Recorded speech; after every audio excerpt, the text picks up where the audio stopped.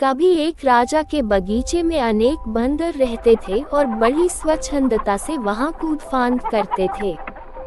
एक दिन उस बगीचे के द्वार के नीचे राजपुरोहित घूम रहा था। उस द्वार के ऊपर एक शरारती बंदर बैठा था। जैसे ही राजपुरोहित उसके नीचे आया, उसने उसके गंजे सर पर विष्ठा कर दी। अचंभित हो पुरोहित ने चारों तरफ देखा, फिर खुले मुख से उसने ऊपर को देखा। बंदर ने तब उसके खुले मुख में ही मलोत्सर्ग कर दिया।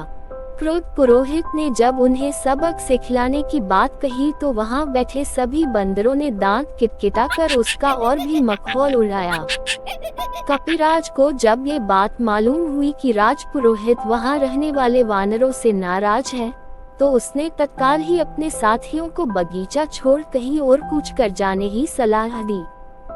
सभी बंदरों ने तो उसकी बात मान ली और तत्काल वहां से प्रस्थान कर गए, मगर एक दंभी मरकट और उसके 5 मित्रों ने कपिराज की सलाह को नहीं माना और वहीं रहते रहे। कुछ ही दिनों के बाद राजा की एक दासी ने प्रासाद के रसोई घर के बाहर गीले चावल को सूखने के लिए डाले। एक भेड़ की उस पर नजर पड़ी और वह चावल खाने को लपका। दासी ने जब भेड़ को चावल खाते देखा तो उसने अंगीठी से निकाल एक जलती लकड़ी से भेड़ को मारा, जिससे भेड़ के रोम जलने लगे। जलता भेड़ दौड़ता हुआ हाथी के अस्तबल पर पहुंचा, जिससे अस्तबल में आग लग गई और अनेक हाथी जल गए। राजा ने हाथियों के उपचार के लिए एक सभा बुलाई, जिसमें राजपुरोहित प्रमुख था।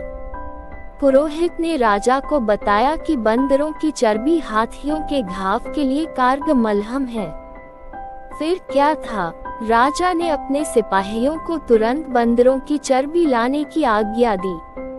सिपाही बगीचे में गए और पलक झपकते उस दंभी बंदर और उसके 500 साथियों को मार गिराया।